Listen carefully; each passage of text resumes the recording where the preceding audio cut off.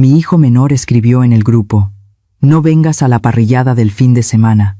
Mi esposa nueva dice que vas a echar a perder toda la fiesta. El resto de la familia llenó el chat de corazones y me gusta. Yo solo contesté entendido.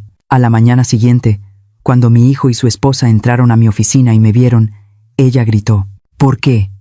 Déjame decirte lo que en verdad pasó ese viernes por la tarde, cuando mi teléfono vibró con una notificación que me rompió por dentro. Yo estaba en mi despacho revisando las cuentas del mes. Tengo 68 años, y todavía levanto mi negocio textil cada madrugada, como si tuviera 30. Las paredes de la oficina están cubiertas de fotos. Mis 3 hijos cuando eran pequeños, mi esposo Ernesto, antes de que el cáncer se lo llevara hace 12 años, y el telar viejo de mi abuela que me enseñó que con las manos y la voluntad se levanta un imperio. El mensaje apareció en el grupo: Familia Mendoza, 32 personas, 3 generaciones. Mi hijo Mateo el menor, el que siempre fue mi favorito. Escribió sin suavizar nada: mamá, mejor no vengas a la parrillada del sábado. Valeria dice que tu presencia va a arruinar toda la fiesta. Ya sabes cómo se pone cuando las cosas no salen como ella quiere. Sentí que el suelo se abría bajo mis pies. Pero eso no fue lo peor. Lo peor fueron los corazones azules que empezaron a aparecer debajo del mensaje. Rodrigo, mi hijo mayor, le dio me gusta. Sebastián, el de en medio, también. Y luego sus esposas. Y luego mis nueras. Y luego mis propios nietos. Conté cada reacción como si contara puñaladas. 17 me gusta al mensaje que me dejaba fuera de mi propia familia. No lloré. Cuando has levantado una empresa desde nada, cuando enterraste al amor de tu vida y seguiste caminando, aprendes que las lágrimas se esconden para cuando no hay nadie mirando. Solo escribí 2 palabras. ¿Entendido? Si quieres saber cómo una madre traicionada vuelve a tomar su dignidad, suscríbete a este canal.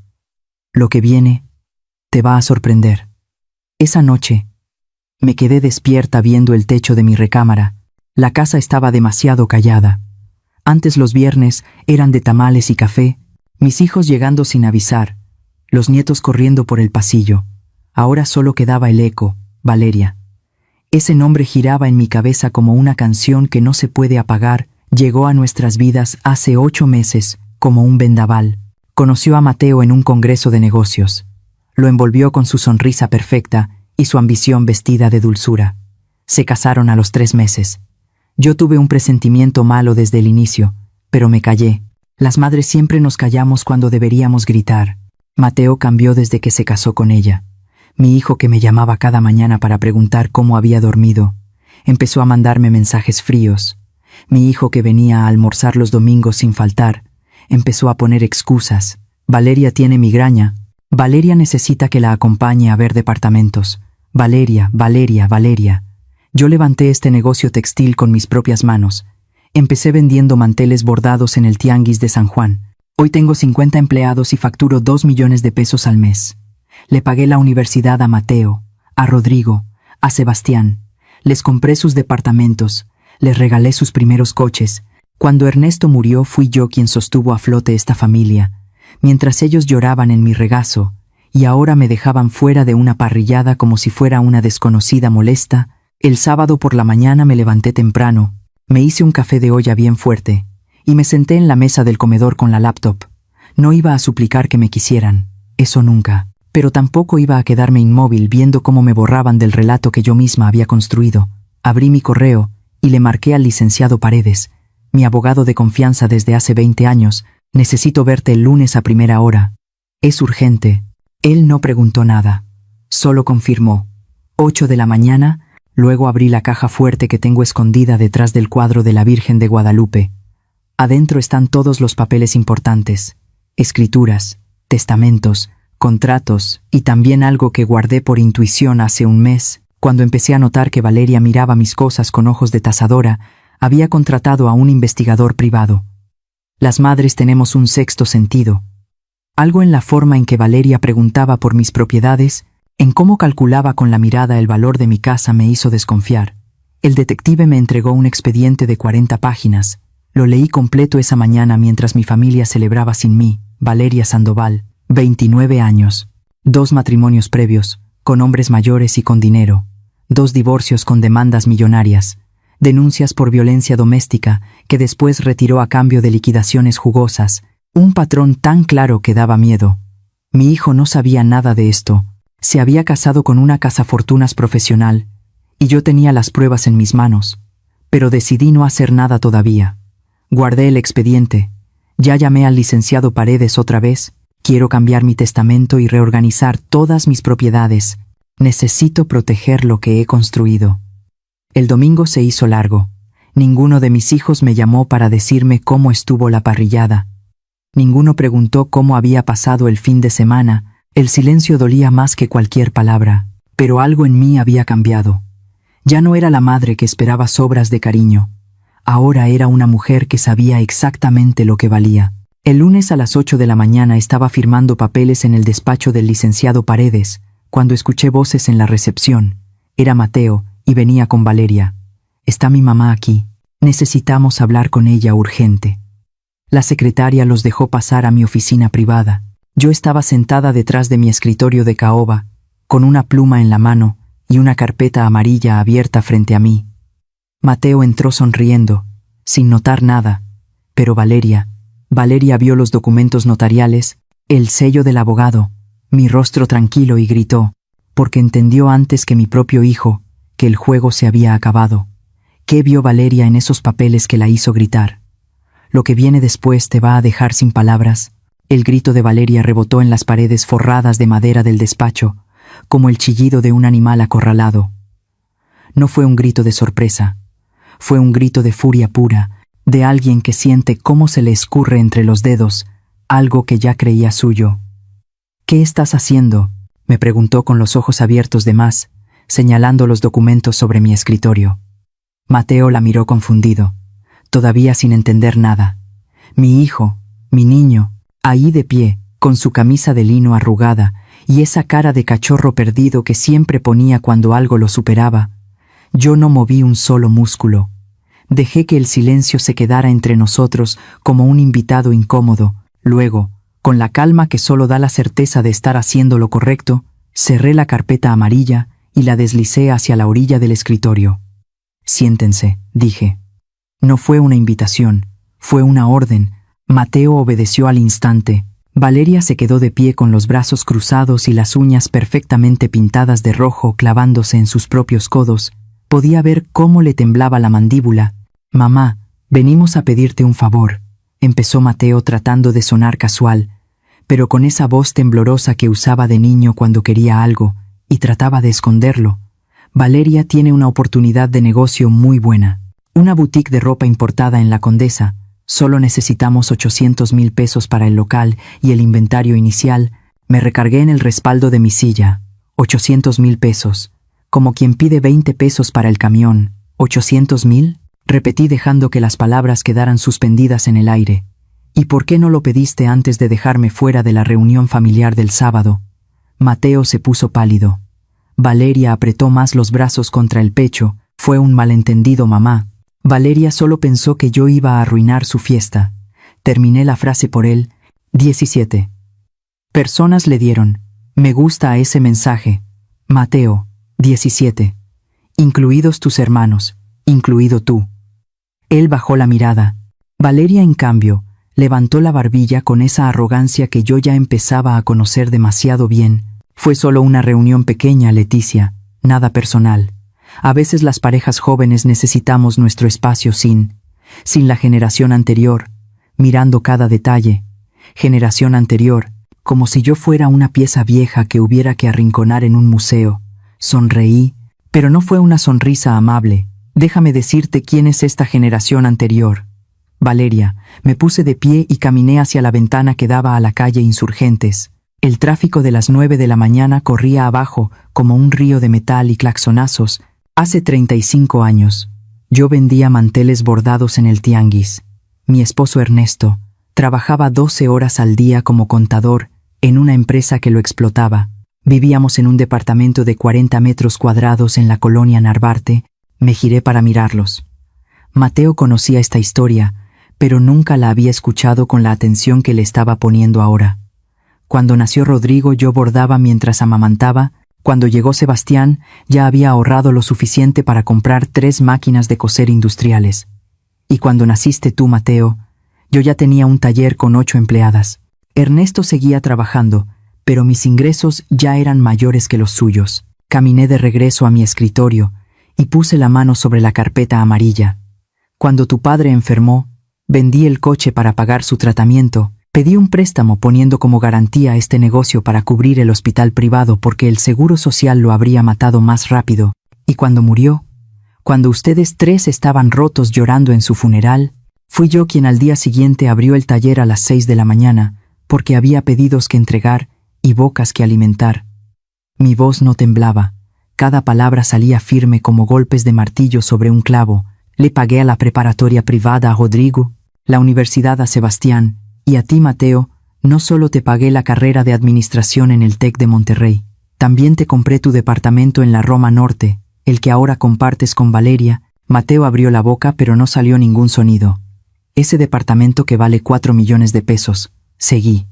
Está a mi nombre legalmente. Lo que te di fue el uso, no la propiedad. Igual que el departamento de Rodrigo en Polanco, y el de Sebastián en Coyoacán, igual que los 3 coches que les di. Todo está registrado como préstamos familiares sin intereses. Valeria dejó de respirar un instante, vi cómo hacía cuentas en su cabeza, cómo calculaba cuánto dinero acababa de desaparecer de sus fantasías. Mamá, yo no sabía, empezó Mateo. Lo sé, hijo, porque nunca te importó preguntar, porque diste por hecho que todo lo que tienes cayó del cielo. Me senté otra vez y entrelacé las manos sobre el escritorio. Y ahora vienes a pedirme 800,000 pesos, después de dejar claro que mi presencia es una molestia en tu vida. El silencio que vino después era tan espeso que se podía cortar con cuchillo. Valeria rompió ese silencio con veneno en la voz. ¿Y todo esto qué tiene que ver con los papeles que estabas firmando? Abrí la carpeta amarilla. Dentro estaban documentos notariales, oficios oficiales y firmas recientes. Estaba reorganizando mi testamento y mis propiedades. Mateo se inclinó hacia adelante con el miedo pintado en la cara. ¿Qué significa eso? Significa que después de lo del viernes entendí que necesito proteger lo que he levantado durante 40 años. Esta empresa, estas propiedades, este patrimonio, no pueden quedar en manos de gente que me ve como un estorbo. Valeria estalló. Esto es manipulación emocional. Estás usando el dinero para controlar a tu hijo. Me levanté tan rápido que la silla rodó hacia atrás, planté las manos sobre el escritorio y la miré directo a los ojos. No, querida. Manipulación emocional es convencer a un hombre de que su madre sobra en su vida. Manipular es aislar a alguien de su familia y luego venir con la mano extendida a pedir dinero. Y lo peor de todo, Valeria, abrí el cajón de mi escritorio y saqué otro folder, este más grueso. Lo peor es creer que soy lo bastante tonta como para no investigarte. Dejé caer el expediente del detective privado sobre la mesa. El sonido fue como un trueno. 40 páginas de verdades que Mateo no conocía en absoluto. ¿Qué es eso?, preguntó mi hijo con un hilo de voz. Es el pasado de tu esposa, el que ella no te contó antes de casarse contigo. Valeria dio un paso atrás. Por primera vez desde que la conocí, vi miedo verdadero en sus ojos, y supe que lo que venía después iba a romper a mi hijo en 1000 pedazos, pero a veces la verdad duele menos que vivir en una mentira. ¿Qué secretos escondía Valeria? Espera a ver lo que encontré. Mateo tomó el expediente con las manos temblando. Vi cómo sus ojos pasaban por la primera hoja, luego por la segunda, su cara cambió del blanco al rojo, y luego a un gris ceniza que me hizo querer abrazarlo como cuando era niño y se caía de la bicicleta. Pero ya no era un niño, y esto no era un simple raspón en la rodilla. Valeria Sandoval Torres, leí en voz alta, casi como si no pudiera creer lo que estaba viendo. Primer matrimonio, ingeniero Roberto Maldonado, 62 años, dueño de constructora. Duración del matrimonio 11 meses. Demanda de divorcio por violencia psicológica.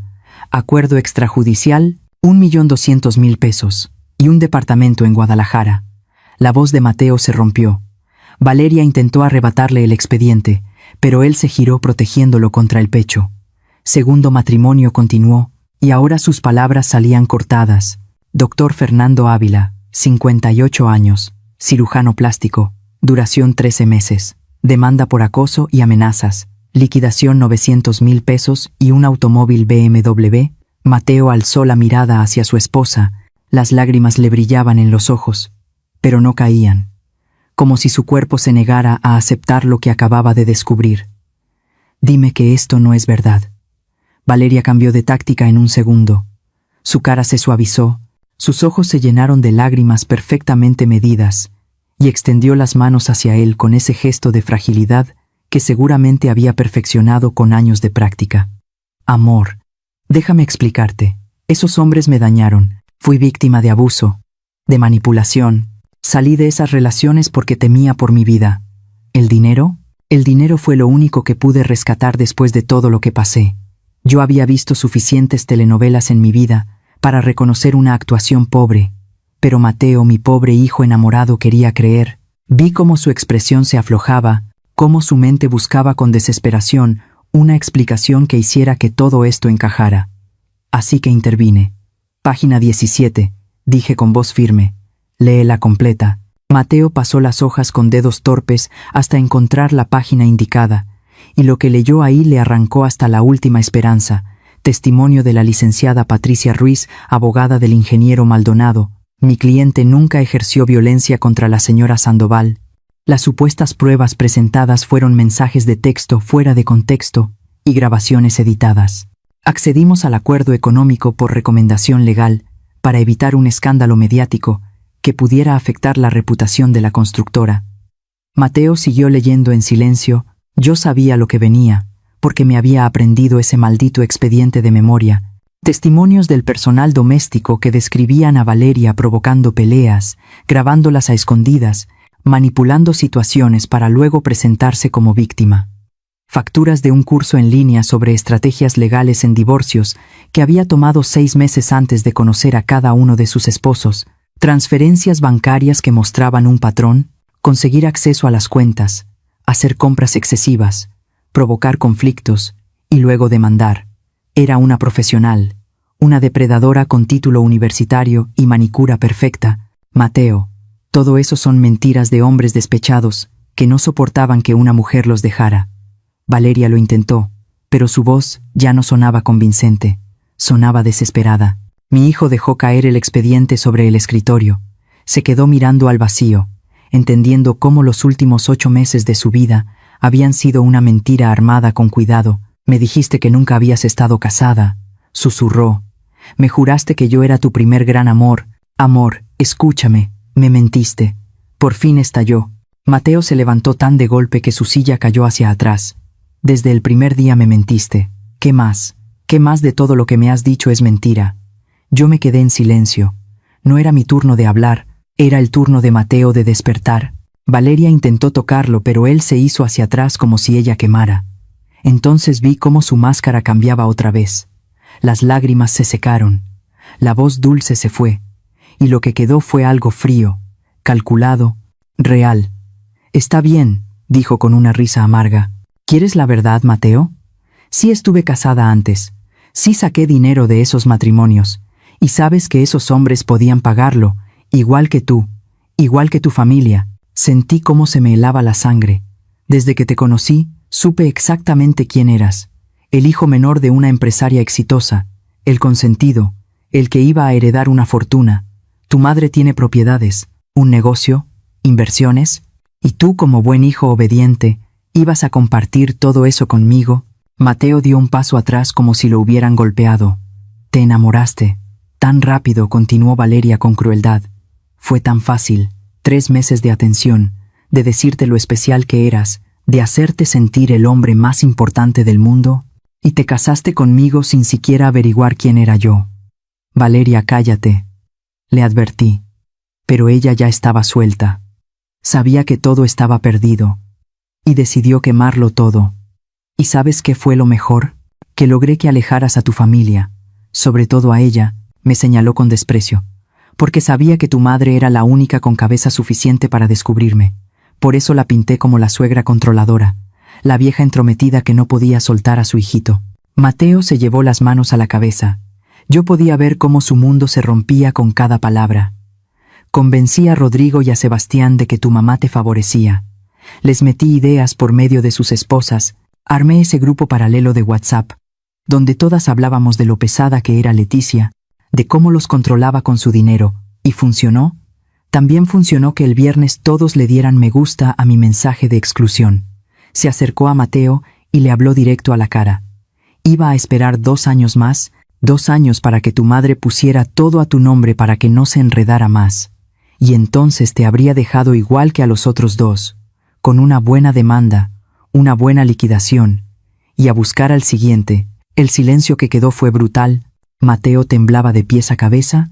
Yo me mantuve firme detrás de mi escritorio, aunque por dentro quería despedazar a esa mujer con mis propias manos. Fuerza, dije al final. Mi voz sonó como hielo. Sal de mi oficina ahora mismo o llamo a seguridad. Valeria me miró con odio limpio. Luego miró a Mateo, que ni siquiera pudo sostenerle la mirada. Esto no se va a quedar. Así amenazó. Voy a demandar. Tengo derechos como esposa. Demanda lo que quieras, respondí, pero te vas a enfrentar al mejor equipo legal que el dinero puede pagar, y te aseguro que cuando termine contigo, no solo no vas a ver un peso, sino que todos tus futuros objetivos van a saber exactamente quién eres. Se dio la vuelta con un grito de rabia y salió dando un portazo que hizo temblar los marcos de las fotos en la pared. Mateo se dejó caer en la silla, escondió la cara entre las manos y por fin lloró. Lloró como no lo veía llorar desde el funeral de su padre. Rodeé el escritorio y lo abracé dejando que mojara mi blusa con sus lágrimas, mientras le acariciaba el cabello como cuando tenía 5 años y tenía pesadillas. Lo siento, mamá. Soy un idiota. Lo siento tanto. Lo sé, hijo, lo sé, pero el perdón tendría que esperar porque esto apenas empezaba. Lo que Mateo no sabía es que Valeria había hecho algo más. Algo que pudo haberme costado todo. Y cuando lo descubrí, Mateo se quedó en mi oficina 2 horas, 2 horas en las que no hablamos mucho. Solo estuvimos ahí, madre e hijo, entendiendo el tamaño del engaño. Le preparé un café fuerte que mi secretaria trajo con galletas de canela, pero él casi no lo tocó. Tenía la mirada fija en algún punto de la pared, como si estuviera viendo una película de su vida y descubriera que todo había sido ficción.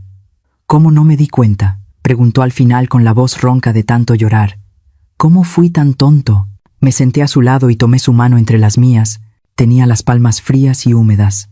El amor no ciega, Mateo, y la gente como Valeria sabe exactamente cómo usar eso.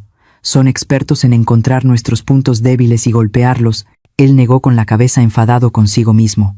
Pero lo peor no es solo lo que me hizo a mí, mamá, es lo que les hice a ustedes. A ti, a Rodrigo, a Sebastián. Se giró para mirarme con los ojos rojos. Ese mensaje del viernes yo le di me gusta. Aprobé que te dejaran fuera de tu propia familia. La herida todavía estaba abierta. No iba a mentirle diciendo que no dolió. Sí lo hiciste. ¿Cómo empezó todo esto?, preguntó, más para sí que para mí. ¿En qué momento dejé que esa mujer me convenciera de alejarme de ti? Y ahí estaba la pregunta que yo también me había hecho 1000 veces en las últimas semanas, porque la manipulación de Valeria no fue algo de golpe, fue un proceso lento y meticuloso, como el óxido que se come el metal gota a gota. Empezó casi de inmediato después de la boda. Le dije, ¿te acuerdas de ese domingo que vinieron a comer? Yo había hecho tu mole favorito, el que lleva 22 ingredientes y me toma 2 días hacerlo. Mateo asintió apenas. Valeria se sentó a la mesa y casi no probó nada. Dijo que el mole le parecía demasiado pesado para su dieta, pero lo dijo de una forma que sonó como si yo estuviera intentando envenenarla. Y tú, amor, tú la defendiste. Dijiste que yo debía ser más comprensiva con sus preferencias de comida. Vi cómo Mateo cerraba los ojos recordando. Luego vino el asunto de las llaves. Continué. Durante 30 años, mis 3 hijos tuvieron llave de esta casa. Entraban cuando querían, era su casa igual que la mía. Pero Valeria te dijo que eso era invasivo, que una pareja casada necesitaba privacidad de la familia política, y me regresaste tu llave. Dios mío, murmuró él, y estaba lo del grupo de WhatsApp. Valeria armó uno aparte, ¿verdad? Uno donde yo no estaba. Ahí empezó a plantar sus semillas. Este era el momento de contarle algo que había descubierto y que me había roto el corazón en pedazos todavía más pequeños. Porque Graciela, la esposa de tu hermano Sebastián, vino a verme hace 3 semanas. La sorpresa se le dibujó a Mateo en la cara. Graciela siempre había sido la más buena de mis nueras, la que más tiempo llevaba en la familia, madre de mis 2 nietos mayores, Llegó un martes por la tarde sin avisar, se sentó en la sala de mi casa y se puso a llorar. Me dijo que tenía que contarme algo porque ya no aguantaba la culpa. Me levanté y caminé hacia la ventana. El tráfico de la tarde empezaba a trabarse. Ciudad de México en todo su caos, su belleza, su brutalidad diaria. Valeria creó un grupo llamado Las Nueras Mendoza. Estaban ella, Graciela y Diana, la esposa de Rodrigo. Ahí Valeria empezó a meter discordia. Mensajes todos los días sobre cómo yo era controladora, sobre cómo manejaba a mis hijos con dinero, sobre cómo no los dejaba ser independientes. Mateo se puso de pie sin creerlo. Inventó historias completas. Seguí. Le dijo a Graciela que yo había criticado cómo criaba a los niños. Le dijo a Diana que yo había dicho que había subido de peso. Mentiras, mentiras hechas con cuidado para crear rencor. ¿Y ellas le creyeron? Al principio no, pero Valeria era lista. Me mezclaba mentiras con medias verdades. Por ejemplo, decía: Leticia me preguntó cuánto cuesta la colegiatura de los niños, lo cual era cierto porque yo siempre pregunto por mis nietos. Pero luego añadía: creo que quiere usar eso para criticarlos, porque gastan mucho. Y así poco a poco fue envenenando la idea que tus hermanos y sus esposas tenían de mí. Caminé de vuelta hacia Mateo y le enseñé mi teléfono. Tenía capturas de pantalla que Graciela me había mandado, sintiendo culpa de haber participado en eso. Mateo fue leyendo mensaje tras mensaje. Valeria hablaba de mí como si yo fuera la villana de una telenovela. Decía que yo espiaba sus redes para criticarlos, que hablaba mal de sus vidas, que comparaba a mis hijos entre sí para provocar rivalidades. Cada acusación era más absurda que la anterior, pero repetidas suficientes veces empezaron a dejar marca. Por eso Rodrigo dejó de llamarme. Murmuró Mateo juntando las piezas. Valeria le dijo que tú te quejabas de que él nunca te visitaba cuando eso no era verdad. Exacto. Y por eso Sebastián empezó a volverse frío conmigo. Valeria inventó que yo había dicho que Graciela no era lo bastante buena para él. El teléfono de Mateo vibró. Era un mensaje de Rodrigo en el grupo familiar. Mateo, ¿estás bien? Valeria acaba de escribir en redes que mamá los corrió de su oficina y los amenazó legalmente. ¿Qué está pasando? Mateo miró la pantalla y soltó una risa amarga. Hasta el final sigue manipulando. Tomó su teléfono y empezó a escribir. No en el grupo familiar, sino en uno nuevo que creó en ese momento. Hermanos, necesitamos hablar los tres. Urgente. Es sobre Valeria, y sobre mamá, y sobre cómo nos dejamos engañar. Las respuestas llegaron casi de inmediato. Rodrigo, voy para allá.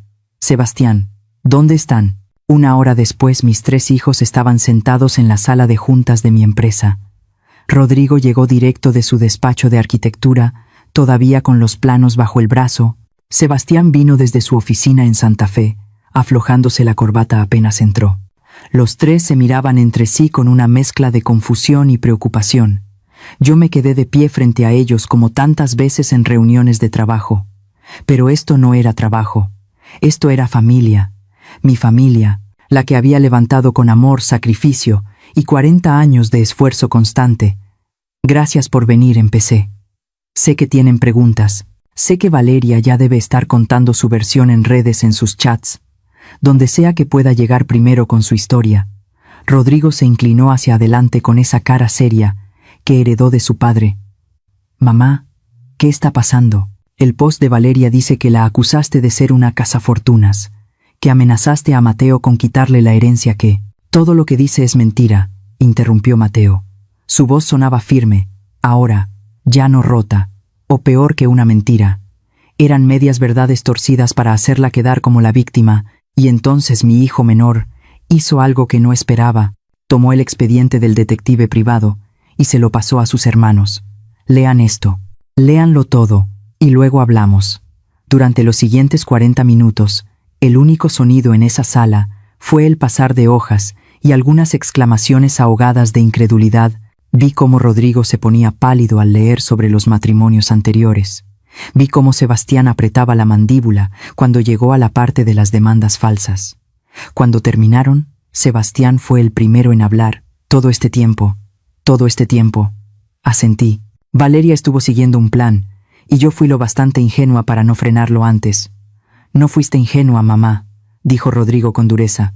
Fuimos nosotros que le creímos, que le dimos me gusta A ese maldito mensaje del viernes, el silencio que vino después fue pesado, lleno de culpa y arrepentimiento.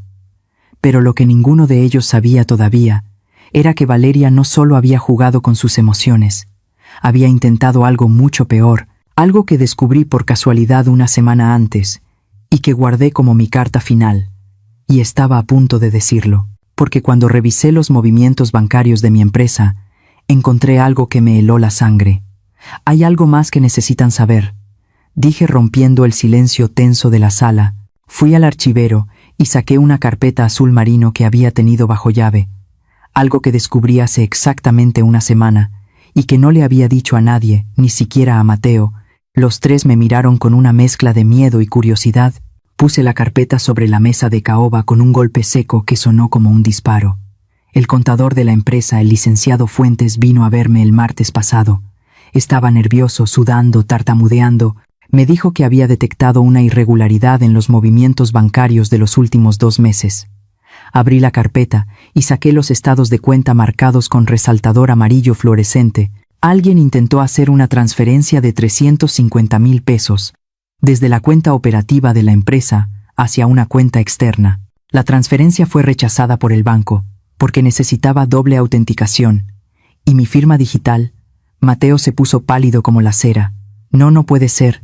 El licenciado Fuentes revisó los registros de acceso al sistema.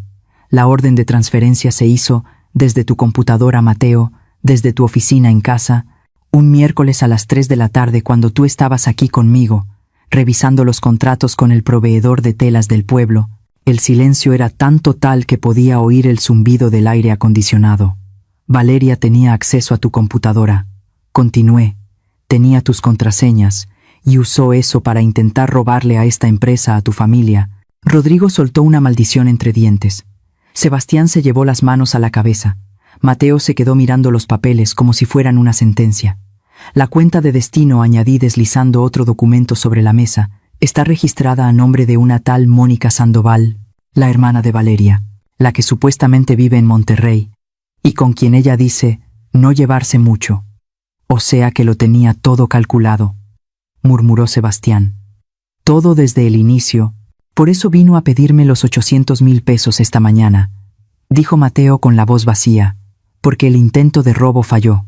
Necesitaba el dinero por otra vía. Guardé los papeles de nuevo en la carpeta azul. Presenté una denuncia formal ante el Ministerio Público. Hay una investigación abierta.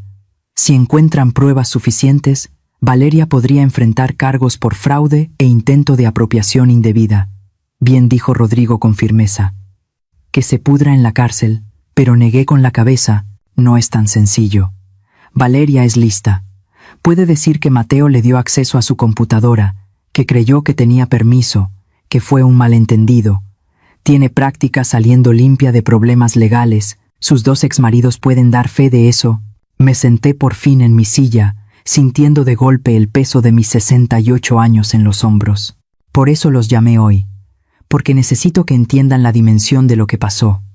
No fue solo una mujer manipuladora que se casó con Mateo, fue una operación pensada para meterse en esta familia, separarnos y al final vaciarnos. Miré a cada uno de mis hijos con la firmeza que solo una madre tiene, y casi lo logra, porque ustedes 3, mis hijos, los hombres que formé para ser fuertes, solidarios, unidos, le dieron me gusta a un mensaje que me dejaba fuera de una reunión familiar. ¿Saben cómo se sintió eso? Rodrigo bajó la mirada. Sebastián se mordió el labio. Mateo ya tenía lágrimas bajándole por las mejillas otra vez. Se sintió como si todo lo que construí no hubiera servido para nada, como si los 35 años que pasé levantando este negocio, pagando sus escuelas, sus departamentos, sus vidas, se hubieran borrado con un solo botón de me gusta. Mi hijo lo pudo evitar. Toda la rabia, el dolor, la decepción, acumulados salieron en esas palabras. Mamá, empezó Rodrigo, pero levanté la mano para frenarlo. Déjenme terminar. Esa parrillada del sábado, esa fiesta a la que no fui invitada, no fue solo un evento social. Fue el cierre de meses de manipulación. Valeria convenció a sus esposas de que yo era el problema. Las esposas los convencieron a ustedes. Y ustedes, mis hijos, decidieron que era más fácil dejar fuera a su madre que enfrentar a sus parejas. Yo traté de defenderte, murmuró Sebastián. Le dije a Graciela que me parecía mal, pero ella... ¿Ella qué? Lo interrumpí. ¿Te convenció con las ideas que Valeria le metió en la cabeza o simplemente fue más cómodo ceder? Sebastián no contestó. No había respuesta posible. ¿Saben qué hice ese sábado? Pregunté cambiando de tema. Me desperté temprano. Me arreglé como si fuera a salir. Me maquillé. Me puse mi vestido de lino color vino, el que Ernesto me regaló en nuestro aniversario número 20. Me peiné. Me puse perfume. Los tres me miraban sin entender el cambio de rumbo. Y luego me senté en la sala, sola, durante 6 horas mirando las fotos en las paredes. Ustedes de bebés, ustedes en sus graduaciones, Ernesto cargando a Rodrigo el día que nació, la foto de todos en Acapulco cuando Sebastián cumplió 10 años, Mateo con su primer premio de la escuela. Me sequé una lágrima que se salió sin permiso, y esperé a que alguno de ustedes cambiara de idea, a que alguno me llamara para decir: «Mamá, esto está mal. Ven a la parrillada», pero mi teléfono nunca sonó. «Mamá, lo siento tanto, soy yo. Mateo, yo no sé cómo pude». A las 8 de la noche seguí ignorando su interrupción. Me cambié de ropa, me metí a la cama, me preparé un té de manzanilla y tomé una decisión. Abrí el cajón de mi escritorio y saqué otro papel.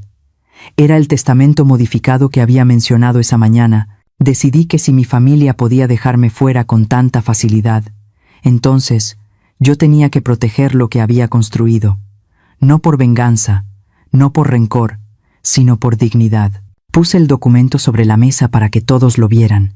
Este es mi nuevo testamento. Fue notariado el viernes por la tarde, 4 horas antes de que recibiera ese mensaje en el grupo familiar, porque yo ya sabía que algo malo venía.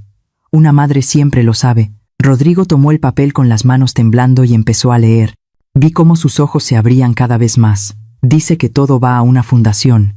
La Fundación Ernesto Mendoza para Educación Textil, confirmé. Becas para jóvenes con pocos recursos que quieran estudiar diseño, administración de empresas textiles o cualquier carrera relacionada con la industria. Todo el patrimonio, la empresa, las propiedades, las inversiones, todo. «Mamá, no puedes», empezó Sebastián, pero lo frené con una mirada. «Puedo». Y ya lo hice. Los departamentos donde viven están registrados legalmente como préstamos familiares sin intereses. En el momento de mi muerte, esos préstamos vencen. Tendrán 90 días para comprar las propiedades a precio de mercado o desocuparlas. El impacto en sus rostros fue total. Mateo parecía a punto de venirse abajo. «Pero esto no tiene que ser definitivo», añadí bajando un poco la voz. «Este testamento puede cambiarse, pero no se cambiará por súplicas ni por lágrimas. Se cambiará cuando ustedes me demuestren que entienden el valor de la familia, del respeto, de la lealtad». Me puse de pie y caminé hacia la ventana. El atardecer pintaba el cielo de naranja y púrpura, hermoso y triste al mismo tiempo. Valeria los manipuló. Eso es verdad. Pero ustedes se dejaron manejar. Y hay una diferencia. Ella es la villana de esta historia. Pero ustedes no son víctimas inocentes. Son hombres adultos que tomaron decisiones. Decisiones que me hirieron profundamente. Me giré para mirarlos por última vez. Así que ahora viene la parte difícil. Mateo tiene que divorciarse y enfrentar las consecuencias legales de haberse casado con una estafadora. Rodrigo y Sebastián tienen que ir a casa y explicarles a sus esposas cómo dejaron que los envenenaran los chismes de una manipuladora, y los tres tienen que decidir qué clase de hijos, qué clase de hombres quieren ser a partir de ahora. Caminé hacia la puerta de la sala de juntas y la abrí. Ahora, váyanse, procesen todo esto, y cuando estén listos para una conversación real, una donde asuman toda la responsabilidad por lo que hicieron. «Me llaman». «Mamá», intentó Rodrigo. «Váyanse», repetí. Firme. Uno por uno salieron. Mateo fue el último. Se detuvo en el umbral y me miró con los ojos rotos. «¿Puedes perdonarme algún día?». Lo miré un momento largo. «El perdón no es algo que se da solo, hijo.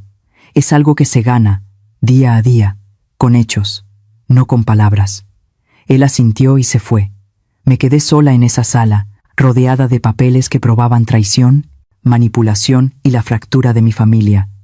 Y por primera vez en muchos años me dejé llorar, pero eran lágrimas distintas a las de antes. No eran lágrimas de derrota, eran lágrimas de soltar, porque al fin había recuperado algo que había perdido sin notarlo, mi dignidad. Pero Valeria no iba a rendirse tan fácil. Lo que hizo después me obligó a mostrar de qué estaba hecha en verdad. Pasaron 4 días de silencio total, 4 días en los que mi teléfono estuvo mudo, sin mensajes de mis hijos, sin llamadas, sin señales de vida. Yo seguí con mi rutina. Llegaba a la empresa a las 7 de la mañana, revisaba pedidos, supervisaba producción, atendía clientes, como si nada hubiera ocurrido, como si mi mundo no se hubiera partido en dos, pero las noches eran distintas. Por las noches me sentaba en el comedor de mi casa, ese comedor grande para 12 personas que ahora solo me tenía a mí, y me preguntaba si había hecho lo correcto, si había sido demasiado dura, si debía llamarlos primero. Luego recordaba ese me gusta en el mensaje de exclusión, y la duda se iba. El jueves por la mañana mi secretaria tocó la puerta de mi oficina con cara preocupada. «Señora Mendoza, hay una persona que insiste en verla. No tiene cita. Le dije que debía agendar, pero se negó a irse. Dice que es urgente. ¿Quién es?», pregunté sin alzar la vista de los contratos que estaba revisando. «Valeria Sandoval». La pluma se me deslizó de los dedos.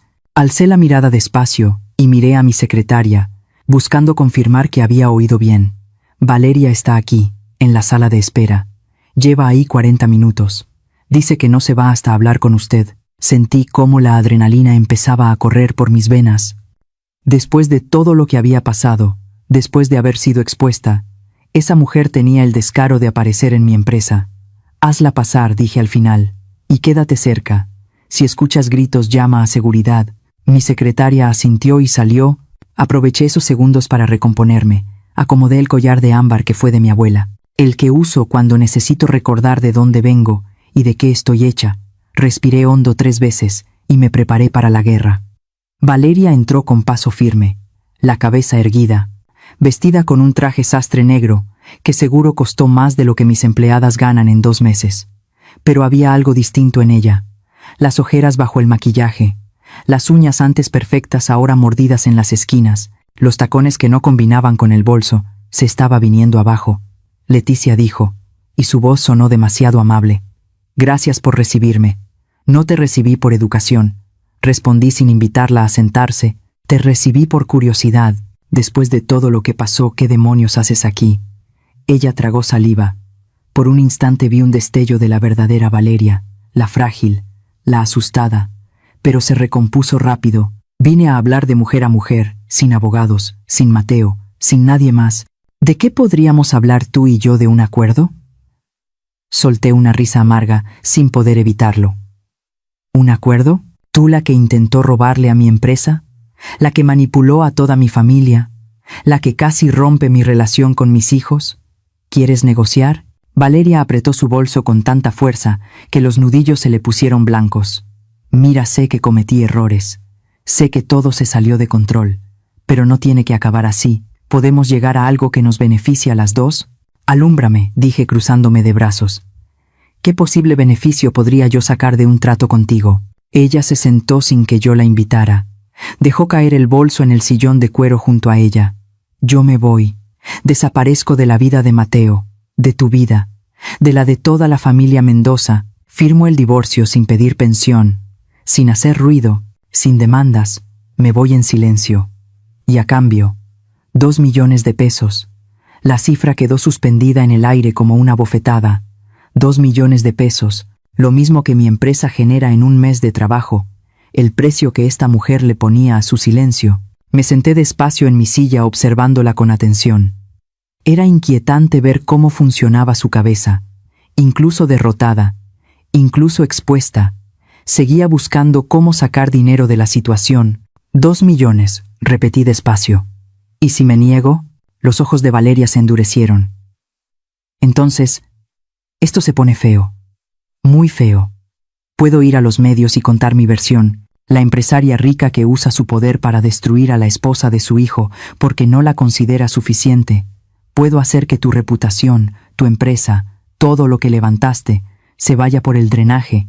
«Ya entiendo», dije con una calma que no sentía. «¿Chantaje entonces?». «Yo lo llamo negociación inteligente». Me levanté de la silla. y caminé hacia el pequeño bar que tengo en la oficina. Me serví un vaso de agua tomándome mi tiempo, obligándola a esperar. Cada segundo de silencio hacía crecer la tensión. Déjame contarte algo, Valeria.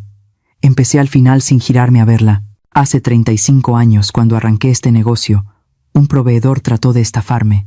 Me vendió tela de mala calidad, haciéndola pasar por material premium. Yo era nueva e inexperta. Él creyó que podía engañarme fácil. Me giré y la miré directo a los ojos. ¿Sabes qué hice? Lo demandé. Me gasté el dinero que no tenía en abogados. Pasé noches sin dormir preparando el caso y gané. No solo recuperé mi dinero, sino que me aseguré de que todo el gremio textil supiera quién era ese hombre.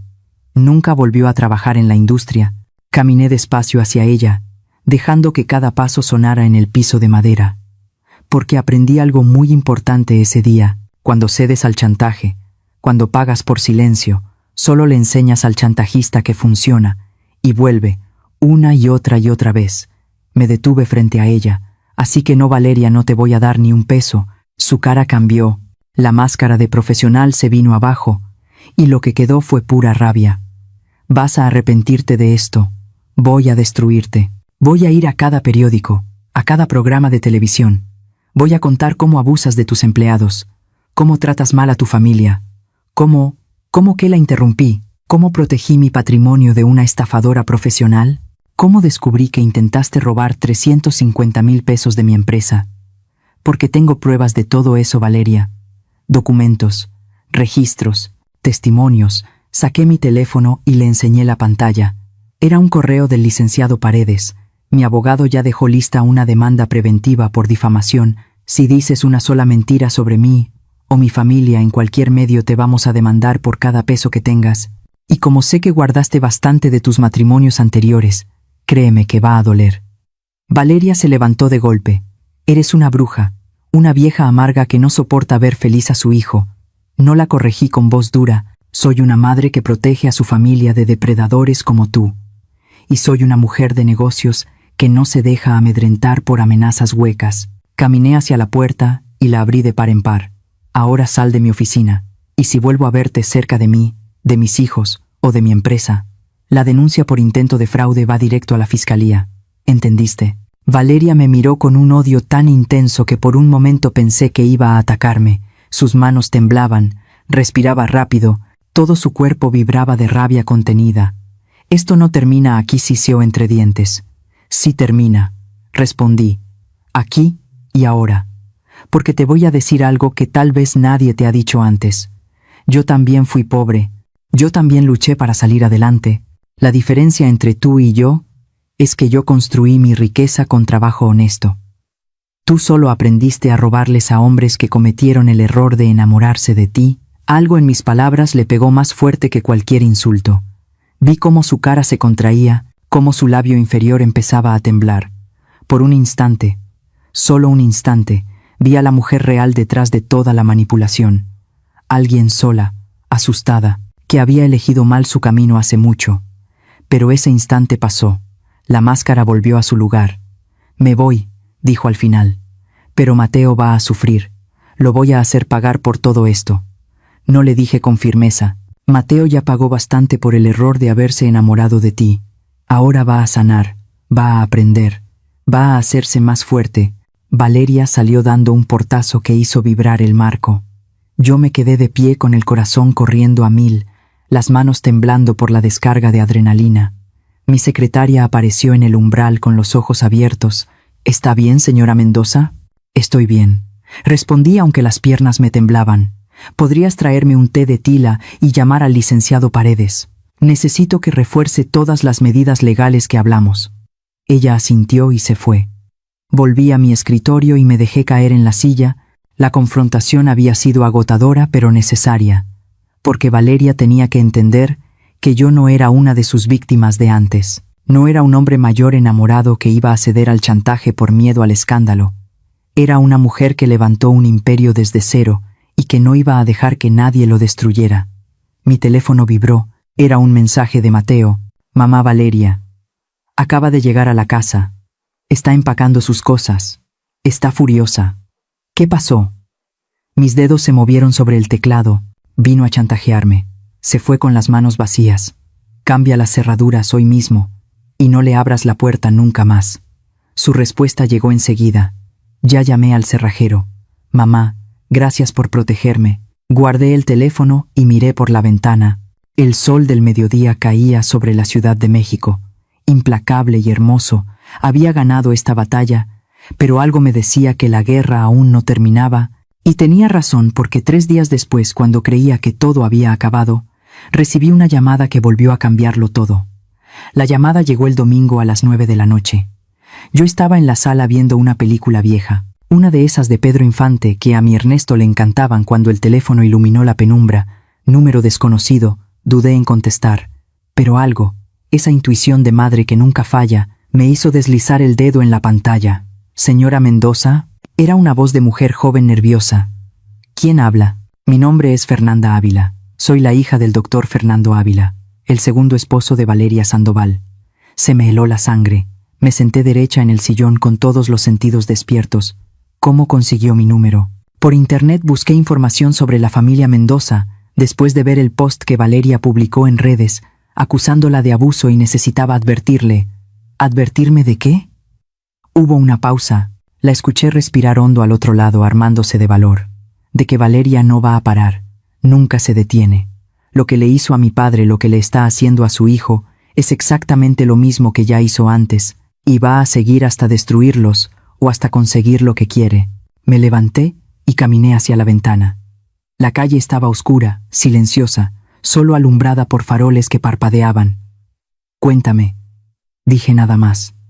Y Fernanda habló durante 40 minutos sin parar. Me contó cómo Valeria conoció a su padre en una conferencia médica, cómo lo sedujo con atenciones constantes, cómo se casaron a los 4 meses.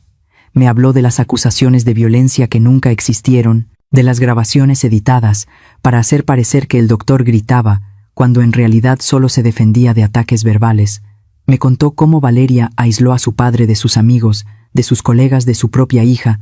Mi papá era un hombre fuerte, dijo Fernanda con la voz rota, cirujano, exitoso, respetado, pero cuando ella terminó con él, estaba destrozado, no solo económicamente, emocionalmente. Dejó de operar por 6 meses. Cayó en depresión. Yo tuve que internarlo en una clínica psiquiátrica. Cerré los ojos, sintiendo el peso de esas palabras. Después del divorcio, encontré un diario que ella había dejado olvidado en la casa. Ahí estaba todo escrito. Cómo planeaba cada pelea, cómo provocaba reacciones para poder grabarlas, cómo calculaba cuánto tiempo debía estar casada para maximizar la liquidación. Era como leer el manual de operaciones de una estafadora profesional. ¿Todavía tienes ese diario?, pregunté, mi mente ya procesando las implicaciones legales. Sí, y te lo puedo mandar, pero llamo por algo más urgente. Su voz se tensó. Señora Mendoza, mi padre intentó suicidarse 3 semanas después de que el divorcio se cerró. Se tomó un frasco entero de pastillas. Yo lo encontré a tiempo, pero estuvo en terapia intensiva 5 días. Sentí que las piernas me fallaban. Me apoyé en la pared. Valeria lo había amenazado. Le dijo que si no le daba lo que pedía, iba a inventar que él había abusado sexualmente de ella, que iría a los medios, que destruiría su reputación médica, que se aseguraría de que nunca pudiera volver a operar. Mi papá prefirió morir antes que enfrentar esas mentiras.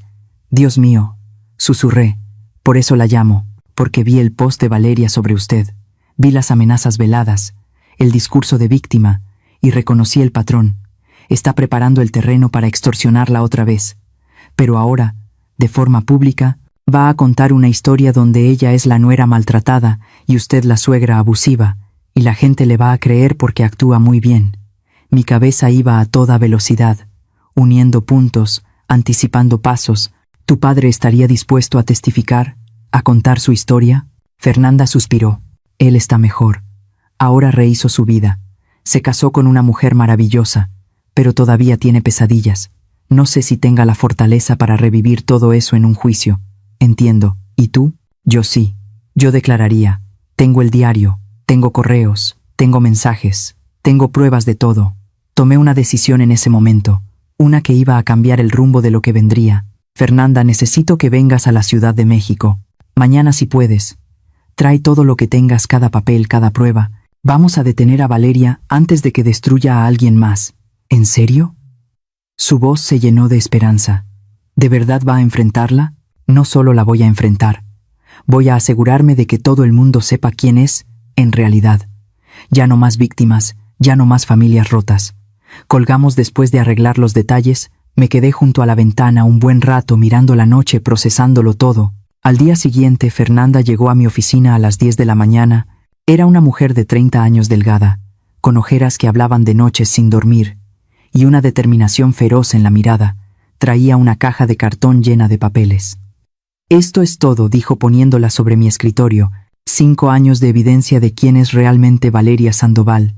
Pasamos las siguientes 4 horas revisando cada hoja. El diario era inquietante, líneas escritas con letra pequeña y ordenada, detallando cada manipulación, como si fueran apuntes contables. Provocar celos, mencionando a paciente joven exitoso, grabar peleas sobre dinero, editar para quitar contexto, amenazar con denuncias públicas, subir la presión. Daba escalofríos ver la mente de Valeria funcionando sobre el papel, pero había más. Correos con su hermana Mónica hablando de tácticas legales, mensajes con una amiga donde se burlaba del viejo tonto que había caído en su trampa, fotos de Valeria en restaurantes caros, mientras le hacía creer al doctor Ávila que estaba en casa enferma. Mi padre le daba 50,000 pesos al mes para gastos personales, explicó Fernanda señalando los estados de cuenta. Ella gastaba el doble, y luego lo acusaba de ser tacaño, de no valorarla. Ya había llamado al licenciado Paredes. Llegó en 30 minutos con su asistente legal. Revisaron todo el material mientras Fernanda y yo tomábamos café, que se enfrió sin que lo probáramos. Esto es oro legal, dijo al final el abogado. Con esto, no solo podemos defender a Mateo en el divorcio, sino contrademandar por fraude matrimonial, y si Valeria hace pública alguna acusación falsa, tenemos base para una demanda por difamación con daños punitivos, que la van a dejar en la ruina. Quiero algo más que eso, dije con voz firme. Quiero que esto llegue a todos sus futuros objetivos.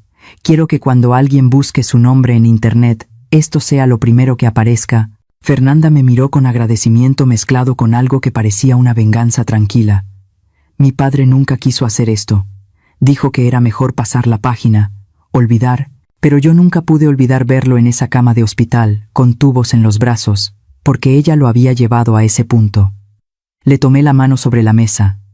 Ya no va a lastimar a nadie más, te lo prometo. Esa tarde, el licenciado Paredes redactó un documento legal que era prácticamente una bomba, un expediente completo de la historia de Valeria Sandoval, respaldado por pruebas claras, testimonios verificables y un patrón de conducta criminal que ningún juez podría pasar por alto.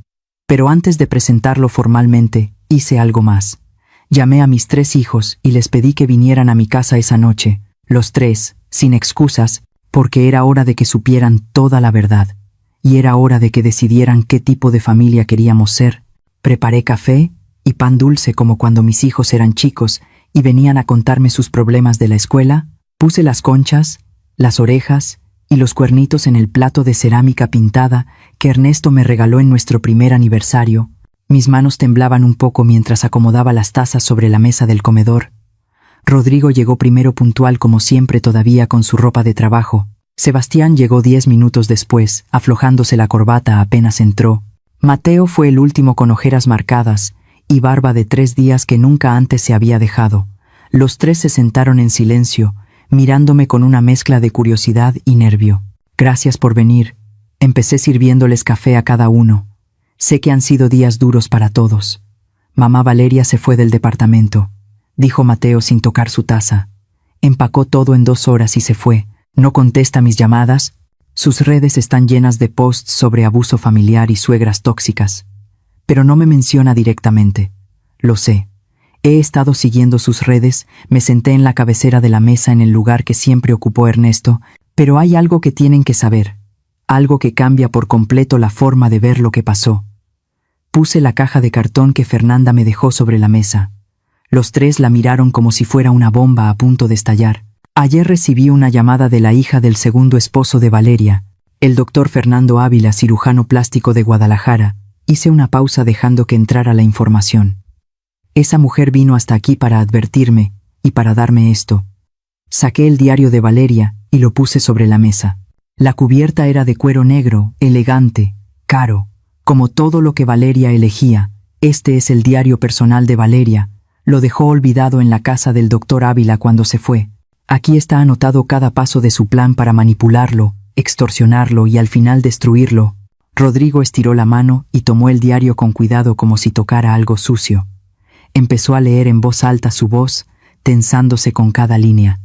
Día 42. Fernando dijo que su hija Fernanda va a heredar la clínica. Necesito meter dudas sobre su capacidad. Sugerir que ella lo manipula. Crear distancia entre ellos para tener acceso completo a las finanzas. Sebastián se inclinó para leer por encima del hombro de su hermano. Su cara se iba poniendo blanca. Día 87. Provocar discusión por sus horarios de trabajo. Grabar solo mi parte llorando. Editar para que parezca que me grita. Estas grabaciones servirán en el divorcio. Mateo no se movía solo. Miraba el diario con una expresión de horror total. Sigue leyendo, dije suave pero firme. Rodrigo pasó varias hojas y se detuvo en una entrada que le hizo temblar la mano. Día 120. Amenazar con acusarlo públicamente de abuso sexual si no acepta mis condiciones. Vi el miedo en sus ojos. Sabe que una acusación así, aunque sea falsa, destruiría su carrera. Los médicos no sobreviven a escándalos. Ahora tengo todo el poder. El silencio que vino después era tan espeso que casi podía tocarse. Rodrigo cerró el diario de golpe y lo empujó hacia el centro de la mesa como si quemara. Ese hombre intentó suicidarse 3 semanas después del divorcio. Continué. Se tomó un frasco completo de pastillas. Su hija lo encontró a tiempo. Pero estuvo en terapia intensiva 5 días. Mateo soltó un sonido ahogado, algo entre un sollozo y un gemido. Se cubrió el rostro con las manos. Yo me iba a casar con eso. Ya estaba casado con eso. Sí, confirmé. Y si no la hubiera investigado, si no hubiera actuado cuando lo hice, probablemente estarías en la misma situación que el doctor Ávila en 1 o 2 años más. Saqué más papeles de la caja, estados de cuenta, correos con Mónica planeando estrategias, capturas de mensajes donde se burlaba de sus víctimas. El primer esposo, el ingeniero Maldonado, perdió contratos millonarios porque ella filtró información confidencial a la competencia durante su matrimonio. Tardó 3 años en recuperarse. Puse fotos sobre la mesa. Valeria en restaurantes caros con otros hombres mientras estaba casada. Recibos de tarjetas con gastos excesivos. Papeles de propiedades que intentó poner a su nombre sin permiso. Pero no es todo, dije sacando el último documento. Fernanda encontró esto en los archivos de su padre. Un reporte de un investigador privado que el ingeniero Maldonado mandó hacer después del divorcio. Rodrigo tomó el papel y empezó a leer. Sus ojos se abrieron de par en par. Dice aquí que Valeria tiene una cuenta bancaria en Panamá con más de 3 millones de pesos dinero, que juntó de sus 2 matrimonios anteriores y que ocultó durante los procesos legales. Exacto. Mientras lloraba pobreza ante los jueces, tenía una fortuna guardada fuera. Sebastián habló por fin con la voz cargada de ira contenida. ¿Y qué vamos a hacer con todo esto? Me recargué en el respaldo de la silla, mirando a mis 3 hijos con la seriedad que solo una madre puede tener. Esa decisión no es solo mía, es de todos nosotros, sobre todo de Mateo. Mi hijo menor levantó la vista, tenía los ojos rojos hinchados. Pero por primera vez en días, vi algo más que desesperación. Vi decisión. Quiero que pague, dijo con la voz temblorosa pero firme, no solo por lo que me hizo a mí, por lo que le hizo a esa familia en Guadalajara, por el ingeniero Maldonado, por todos los que vendrán después si no la detenemos. Eso implica juicio público. Advertí. Implica que tu nombre va a estar en papeles legales, en medios, en internet. La gente va a hablar. Que hablen, contestó Mateo secándose las lágrimas con el dorso de la mano. Prefiero que hablen la verdad a vivir en la mentira. Rodrigo asintió. Estoy contigo, hermano. Y mamá. Nosotros también tenemos que pagar por lo que te hicimos. Dejamos que esa mujer nos llenara de veneno contra ti. Nos dejamos manejar como tontos, agregó Sebastián. Le creímos todo. Te excluimos de la familia. Le dimos me gusta a ese maldito mensaje. Los miré a los 3 mis hijos. Los hombres que formé, que vi crecer, que amé. Incluso cuando me hirieron. El perdón no llega en un día, dije al final. Pero esto es un inicio. Vernos unidos contra alguien que quiso destruirnos. Eso significa algo. Mateo se levantó de golpe, rodeó la mesa y se arrodilló. Junto a mí, tomó mis manos entre las suyas. Mamá, sé que no merezco tu perdón. Sé que fui el peor hijo. Pero te juro por la memoria de mi papá que voy a pasar el resto de mi vida compensándote. Y voy a asegurarme de que Valeria nunca vuelva a hacerle esto a nadie. Lo abracé sintiendo cómo su cuerpo temblaba contra el mío. Rodrigo y Sebastián se acercaron también, formando un círculo a mi alrededor como cuando eran niños, y me cuidaban de las tormentas que los asustaban. Entonces, esto es lo que vamos a hacer, dije cuando por fin nos separamos. Mañana vamos todos con el licenciado Paredes. Vamos a presentar una contrademanda contra Valeria por fraude matrimonial, intento de extorsión y difamación.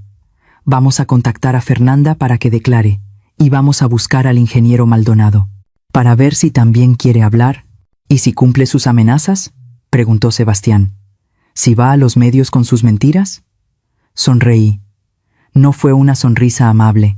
Entonces le mostramos al mundo quién es en realidad con pruebas, con testimonios, con ese diario, donde ella misma deja constancia de cada manipulación. Lo que no sabíamos era que Valeria ya había dado el siguiente paso. Y cuando supe lo que hizo, entendí que la pelea estaba lejos de terminar. El martes por la mañana, los 4 llegamos al despacho del licenciado Paredes, como un solo frente. Mis 3 hijos caminaban a mi lado con trajes formales y caras serias. Ya no eran los hombres divididos y manipulados de hacía una semana, eran mis hijos, otra vez los Mendoza enfrentando juntos lo que venía. El licenciado nos recibió en su sala de juntas, más grande con todo su equipo legal. 3 asociados y una pasante tomando notas en su laptop. Sobre la mesa de roble había copias ordenadas de todo el material que Fernanda nos había dado. Señora Mendoza, señores, empezó Paredes ajustándose los lentes. He revisado a fondo la documentación. Tenemos un caso fuerte, pero necesitan entender las consecuencias antes de avanzar. Explíquenos, dije tomando el lugar de la cabecera. Valeria Sandoval ya presentó su demanda de divorcio ayer por la tarde. Pide pensión compensatoria de 50,000 pesos al mes por 5 años, la mitad del valor del departamento donde vivían y una indemnización de 1 millón de pesos por daño moral. Mateo soltó una risa seca. Daño moral. Ella hablando de daño moral. Su línea es que la familia Mendoza la sometió a abuso psicológico, que fue aislada de sus amistades, y que la señora Leticia ejerció control coercitivo sobre su matrimonio. Paredes nos miró con gravedad. Tiene un abogado agresivo. Reconocí el nombre: Gustavo Inclán. Se dedica a casos mediáticos donde presenta a sus clientes como víctimas frente a familias poderosas. O sea que va a usar a los medios, dijo Rodrigo. Ya lo está haciendo. La pasante giró la laptop hacia nosotros.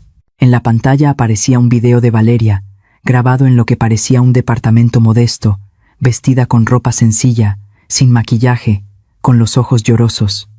Este video lleva 200,000 reproducciones desde ayer. Presioné play. La voz de Valeria salió suave, quebrada, perfectamente medida. Me casé con el amor de mi vida. Pensé que había encontrado una familia, pero lo que encontré fue control, manipulación y rechazo. Mi suegra nunca me aceptó. Desde el primer día dejó claro que yo no era lo bastante buena para su hijo. Me apartó de decisiones familiares, me humilló delante de otros, y cuando intenté defenderme me amenazó con quitarle todo a mi esposo si no me divorciaba. Sentí cómo la rabia me subía por la garganta como bilis. Hoy inicio mi proceso legal no por dinero, sino por justicia.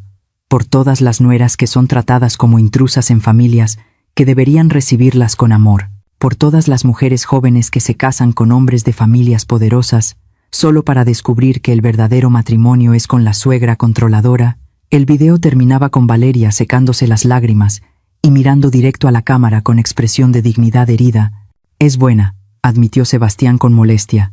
Muy buena. Si no supiera la verdad le creería. Los comentarios son peores, añadió la pasante desplazándose en la pantalla. Todas las suegras son iguales. Las familias ricas creen que pueden comprar a la gente. Pobre mujer, espero que encuentre justicia. Tiene miles de mensajes de apoyo. Me aclaré la garganta. Esto es lo que les decía. Valeria está armando una historia pública donde ella queda como la víctima. Si seguimos con la contrademanda, Esto se va a volver mediático. Van a revisar sus vidas. Van a buscar cualquier cosa que sostenga su versión. Pero nosotros tenemos la verdad, dijo Mateo con voz firme. Tenemos el diario, los testimonios, las pruebas del intento de robo. Sí, y eso al final va a ganar en corte. Pero en el tribunal de la opinión pública, la verdad no siempre alcanza. La gente suele creerle más al que llora más fuerte. Me levanté y fui hacia la ventana. Abajo, la ciudad hervía de vida. Autos, gente, negocios. Toda esa gente con sus propias historias, sus propios dramas. Y ahora el mío estaba a punto de volverse espectáculo público. Licenciado Paredes, dije sin girarme, ¿qué pasa si sacamos todo a la luz ahora? No como demanda todavía, sino como evidencia preventiva. Subimos el contenido del diario, los testimonios de Fernanda, todo. Se hizo un silencio tenso a mis espaldas. Sería peligroso, contestó al final. Podría verse como una campaña de difamación de nuestro lado, o podría verse como la verdad saliendo antes de que las mentiras se afiancen. Me di vuelta para mirarlos. Valeria tiene 200.000 vistas en un día. Cada hora que pasa más gente le cree. Cada mensaje de apoyo refuerza su historia. No podemos esperar a que un juez dicte sentencia en 6 meses. Para entonces, mi reputación, la de mi familia, la de mi empresa, estarán en ruinas. Rodrigo asintió despacio. Mamá tiene razón. Esto no es solo una pelea legal, es una pelea de información. Pero tiene que hacerse bien, intervino Sebastián. No podemos vernos vengativos ni crueles, tenemos que exponer los hechos de modo que la gente saque sus propias conclusiones. Mi cabeza iba a toda velocidad armando una estrategia, como cuando negociaba contratos difíciles con proveedores complicados. Necesitamos a Fernanda, dije. Su testimonio en video contando lo que vivió su padre. Necesitamos copias certificadas del diario de Valeria, con peritaje grafológico que confirme que es su letra. Y necesitamos los registros del intento de transferencia bancaria desde mi empresa. Yo puedo contactar al ingeniero Maldonado, ofreció Mateo. Si quiere hablar su testimonio también serviría. Paredes se quitó los lentes y los limpió despacio, ese gesto que hacía cuando pensaba cosas complejas. Si vamos a hacer esto, hay que hacerlo de forma legal impecable, nada de filtraciones anónimas ni juegos sucios. Todo oficial, todo documentado, todo comprobable. ¿Cuánto tiempo necesita para tenerlo listo?, pregunté. 3 días. Necesito que Fernanda venga a declarar ante notario, certificar cada papel y preparar un comunicado de prensa que exponga los hechos sin cruzar la línea hacia la difamación. Hágalo. Mi voz salió más firme de lo que me sentía por dentro, y mientras tanto, quiero que prepare la contrademanda más dura que la ley permita. Fraude matrimonial, intento de extorsión, difamación, falsedad de declaraciones. Todo lo que aplique. Mamá dijo. Mateo suave. ¿Estás segura? Cuando empecemos, no hay marcha atrás. Lo miré a él y a sus hermanos, y vi en sus ojos algo que no había visto en meses. Respeto, apoyo, familia. Estoy segura, porque esto ya no es solo sobre mí o sobre ti. Es sobre Fernanda, que tuvo que ver a su padre en terapia intensiva. Es sobre el ingeniero Maldonado, que perdió su empresa. Por culpa de ella es sobre todos los que vendrán después si no la detenemos ahora. Rodrigo se puso de pie. Entonces hagámoslo como familia unidos. Sebastián también se levantó, luego Mateo. Los 3 rodearon la mesa formando un círculo conmigo en medio. Los Mendoza no se rinden, dijo Sebastián, repitiendo la frase que Ernesto siempre decía cuando había problemas. Los Mendoza no se rinden. Repetimos los 4. Salimos de ese despacho con un plan y una determinación dura. Pero mientras íbamos hacia el estacionamiento, mi teléfono vibró con una notificación. Era un mensaje anónimo, sin número visible. Pensé que eras más lista. Leticia, ahora vas a ver qué pasa cuando te metes con alguien que no tiene nada que perder. El mensaje traía una foto. Era de mi casa tomada esa misma mañana, con un círculo rojo, marcando la ventana de mi recámara. Mis manos empezaron a temblar. Mateo vio mi cara y me quitó el teléfono. ¿Qué es eso? Dios mío. Le enseñó la imagen a sus hermanos. Nos está amenazando. ¿Sabe dónde vive mamá? Volvemos con Paredes, ordenó Rodrigo. Ahora mismo esto es acoso y amenazas. Necesitamos una orden de restricción inmediata. Pero mientras regresábamos al edificio, una certeza fría se me instaló en el pecho. Valeria había cruzado una línea. Ya no era solo una estafadora buscando dinero. Era alguien peligroso, desesperado, capaz de cualquier cosa. Y yo acababa de ver hasta dónde estaba dispuesta a llegar para proteger su secreto. La orden de restricción salió en 48 horas. Valeria no podía acercarse a menos de 500 metros de mí, de mis hijos o de mi empresa. Instalé cámaras de seguridad en cada esquina de mi casa y contraté vigilancia privada. Mis hijos se turnaban para quedarse conmigo por las noches, como si yo fuera la anciana frágil que necesitaba protección. Los dejé hacerlo porque sabía que ellos necesitaban sentirse útiles, redimirse de algún modo. Fernanda llegó el jueves y grabamos su testimonio en el despacho de Paredes. Lloró al recordar encontrar a su padre inconsciente en el piso del baño, al contar los meses de terapia psiquiátrica, las noches en que él despertaba gritando porque soñaba que Valeria cumplía sus amenazas. El video duraba 22 minutos y era devastador en su honestidad directa. El ingeniero Maldonado, para mi sorpresa, también aceptó hablar. Vino desde Monterrey un hombre de 65 años, con el cabello gris y manos que temblaban un poco, al sostener los papeles que probaban cómo Valeria había filtrado información confidencial de su empresa. Había perdido 3 contratos millonarios, había tenido que despedir a 40 empleados, y su reputación en la construcción nunca se recuperó del todo. Creí que era amor, dijo frente a la cámara con la voz cargada de vergüenza. Me hizo sentir joven, otra vez importante, deseado. Y yo, como un tonto vanidoso, le di acceso a todo, a mis cuentas, a mis contratos, a mi vida. Cuando entendí el error ya era tarde. El viernes por la mañana el licenciado Paredes organizó una conferencia de prensa, no en un hotel lujoso ni con gran despliegue, en la sala de juntas de mi empresa, con media docena de reporteros cuidadosamente elegidos de medios serios. Yo me senté al centro, flanqueada por mis 3 hijos. A mi izquierda estaba Fernanda. A mi derecha estaba el licenciado Paredes, con una carpeta gruesa de documentos certificados. Gracias por venir. Empecé mirando directo a las cámaras. Mi nombre es Leticia Mendoza. Hace una semana una mujer llamada Valeria Sandoval publicó un video acusándome de ser una suegra abusiva, que destruyó su matrimonio con mi hijo. Hoy estoy aquí para presentar la verdad. No alcé la voz, no actué de forma teatral. Solo hablé con la calma de quien tiene toda la evidencia de su lado. Valeria Sandoval es una estafadora profesional. Ha estado casada 3 veces con hombres exitosos y mayores que ella. En cada matrimonio siguió el mismo patrón: seducción, rápida aislamiento de la familia, manipulación psicológica y, al final, extorsión económica, respaldada por amenazas legales falsas. Paredes empezó a repartir copias de los papeles entre los reporteros mientras yo seguía.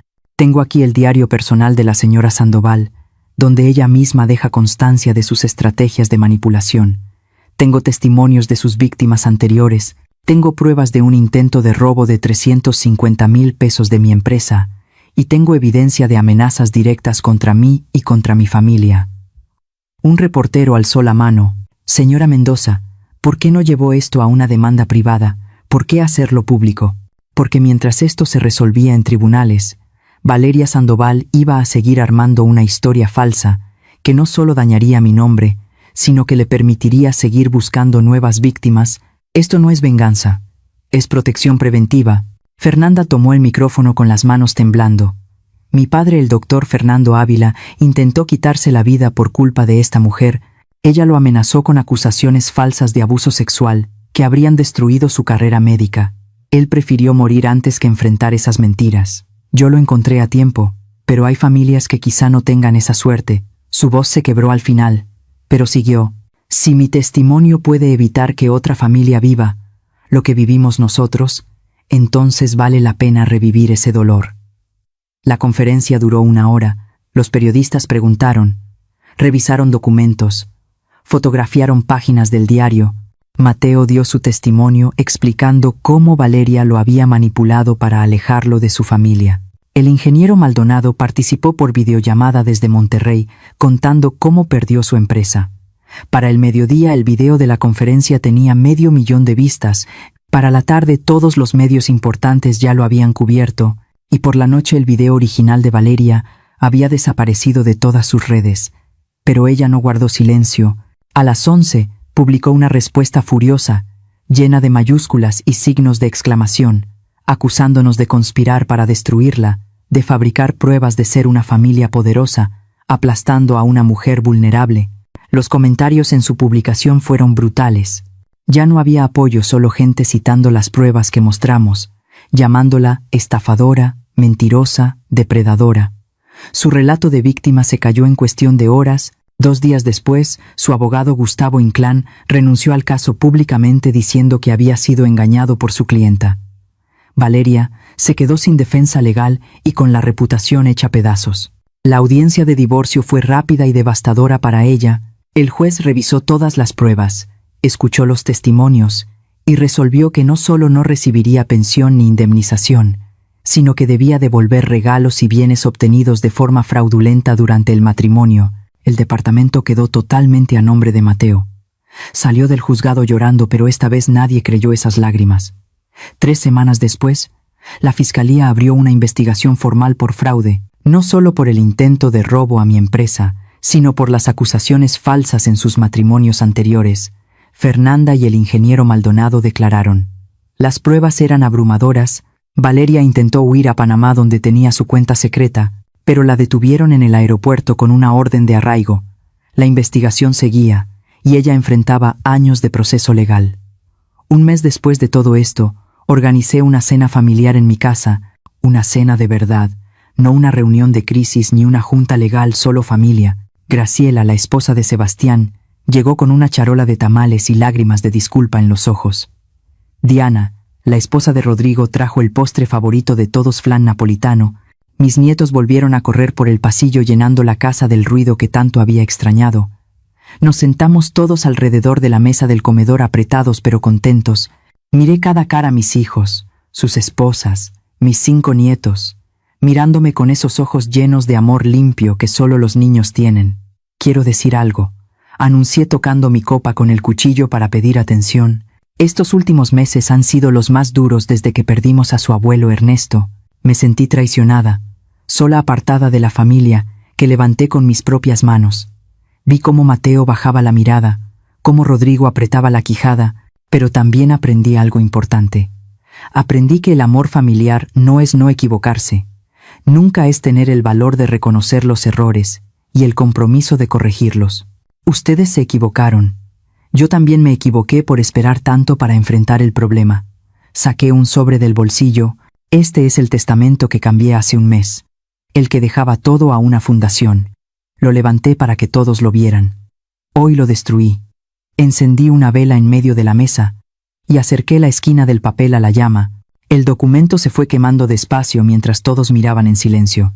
Hice uno nuevo, uno que refleja lo que de verdad quiero, que esta familia siga unida, fuerte, cuidándose. La empresa se va a dividir en partes iguales entre mis 3 hijos. Las propiedades se van a repartir de forma justa. Y sí, habrá una fundación con el nombre de Ernesto, porque ese sueño sigue siendo importante. Las lágrimas corrían ahora por las caras de mis hijos, pero esto viene con condiciones. Seguí con la voz firme. Reuniones familiares obligatorias cada domingo. Comunicación honesta siempre. Y nunca jamás volver a excluir a alguien de esta familia por chismes o manipulaciones de terceros. ¿Entendido? Entendido, contestaron todos juntos con voces quebradas pero firmes. Mateo se levantó y me abrazó tan fuerte que casi no podía respirar.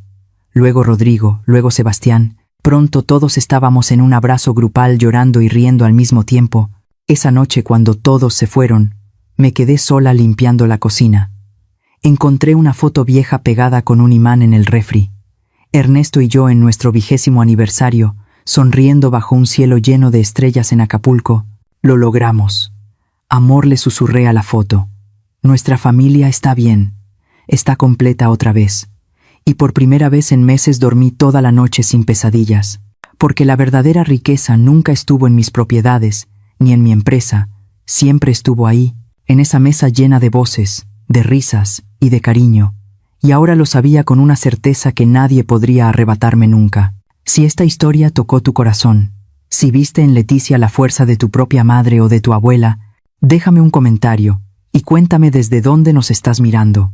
Da like si crees que el respeto dentro de la familia no se negocia, y suscríbete para seguir caminando conmigo en más historias de dignidad, coraje y amor verdadero, porque todos merecemos familias que nos valoren, y no que nos dejen fuera.